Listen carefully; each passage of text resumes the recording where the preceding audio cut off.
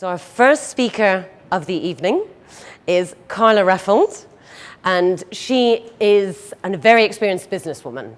She has her own award-winning international recruitment agency, which specifically works for corporates, provides them people in governance, security, and other niche technologies. And she's also super passionate about cybersecurity. Can't stop her talking about it. So passionate that she actually started the Cybersecurity Awards 4 years ago. So tonight, she is going to share some industry insights about women in tech and also some juicy things about cybersecurity. So if you please put your hands together and give a very, very warm welcome to Karla Reffold. Alrighty.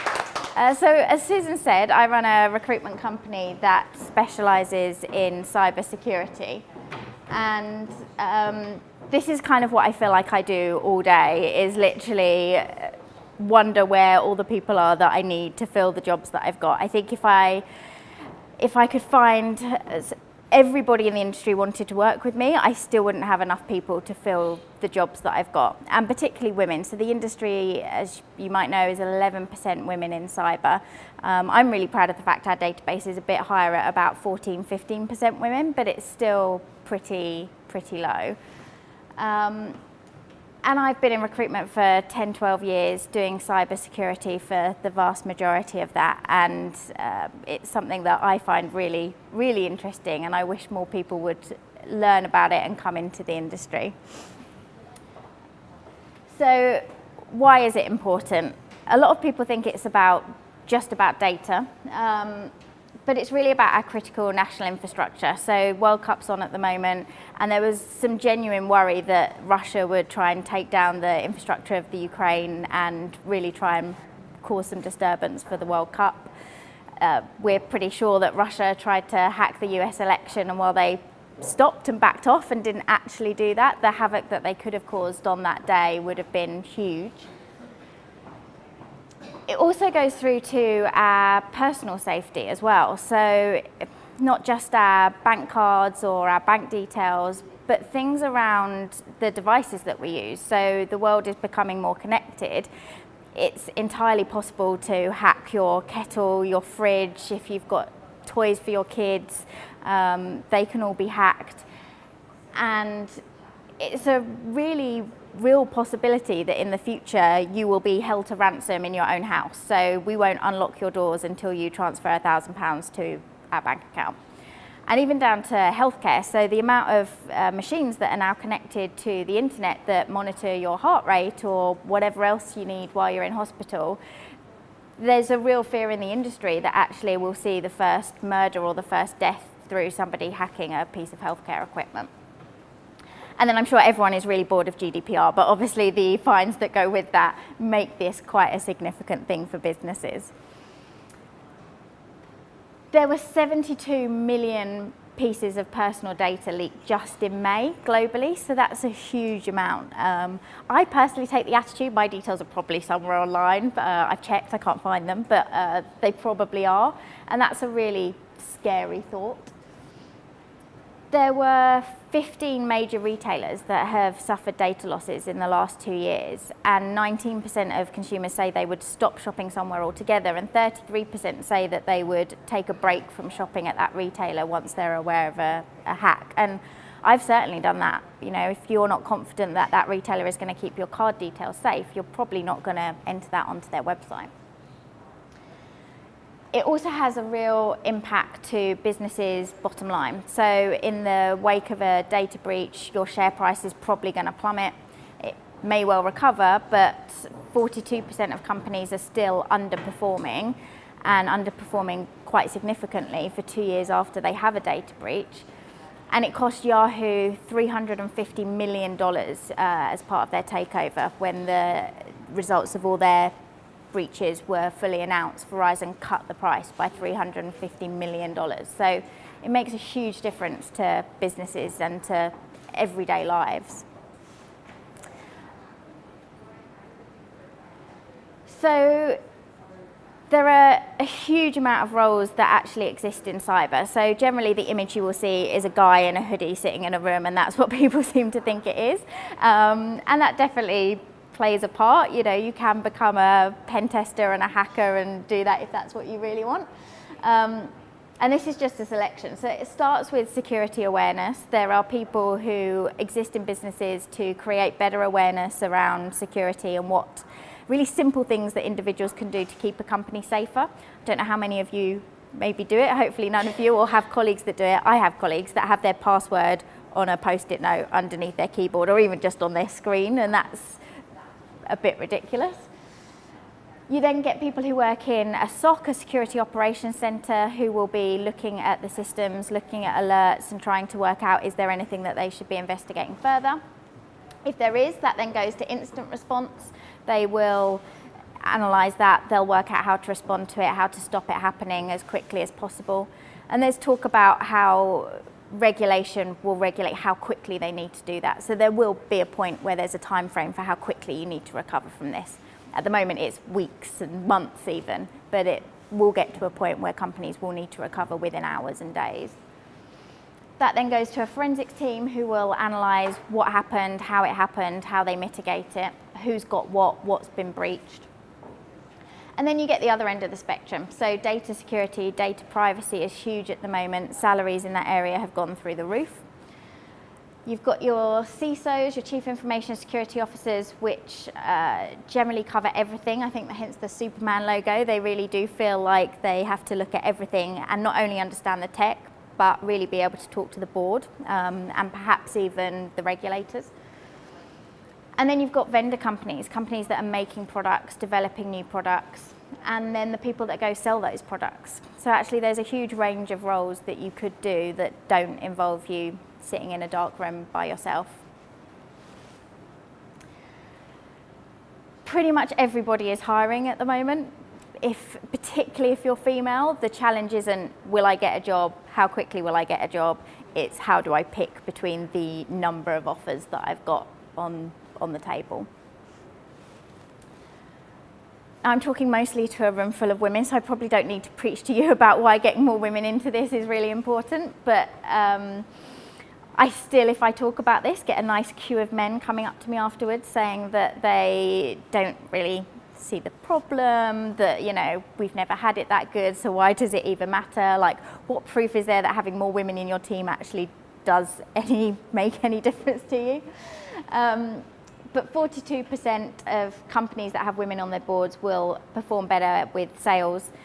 Companies with more women on their boards outperform their counterparts on CapEx expenditure by 66%. And 85% of purchasing decisions are made by women. So particularly if we're looking at connected products, if you haven't got a female in your team helping develop those or helping secure those, you're missing a massive opportunity. So the really good news is that women are being paid more than men in cyber, up to 30% more. So I don't think there are many industries that can say that women are being paid even the same, let alone more. These examples are from a couple of years ago, and they are all candidates that I've placed personally, and the top two comparisons and the bottom two comparisons are both from the same organisation. So I'm comparing as close as I can, like for like. So top example, similar amount of years of experience. The female candidate had less experience in cyber. The education wasn't as strong, but she still got a £6,000 more money, bigger offer than her male counterpart. And at over £20,000 more, you've got somebody with very similar levels of experience and levels of education, but far out achieving the male in the running for the same role.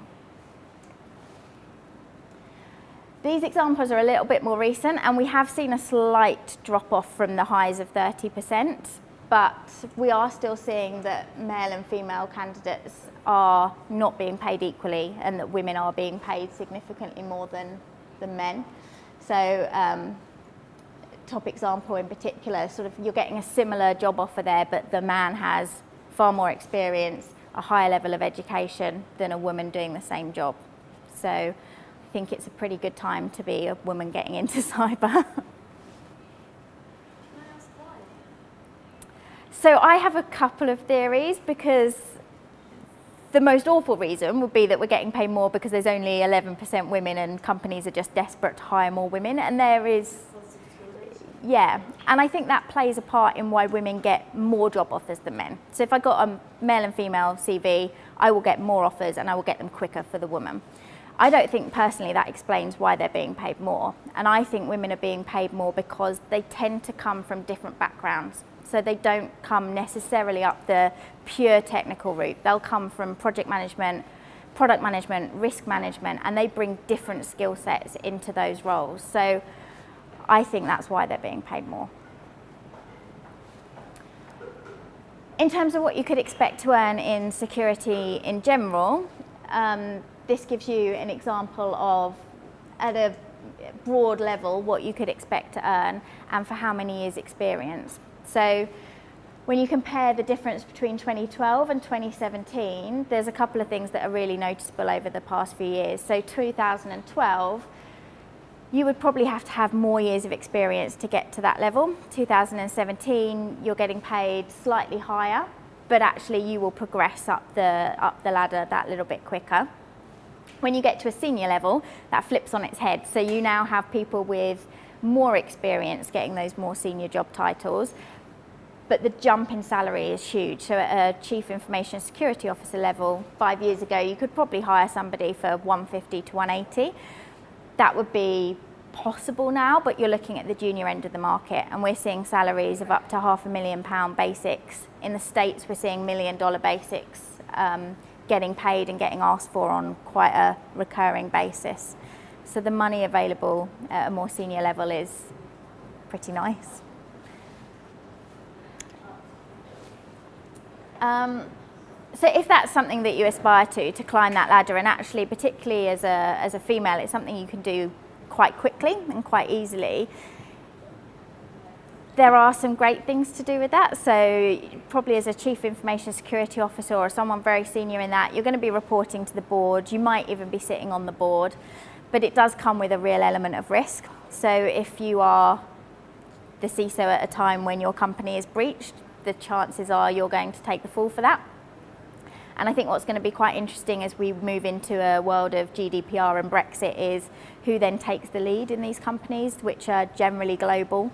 Will it be Ireland? Will it be England? Will it be someone else whose regulator is looking at that company and pushing that Chief Information Security Officer to take a certain course of action?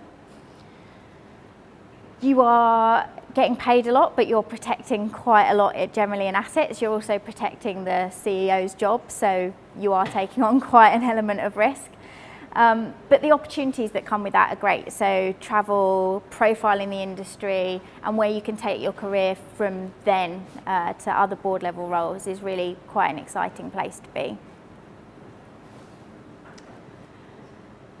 And actually, if you're thinking about how you might get into it and how you get started, the other end of the spectrum, I put a picture of a jungle gym because my Bible is lean in, and I think the idea in that actually a career isn't a ladder anymore, it is a jungle gym, and you do move across, and you might move across at a later level to still move up further down the line. I think that's a really important thing to keep in mind, especially as we're talking about emerging technologies.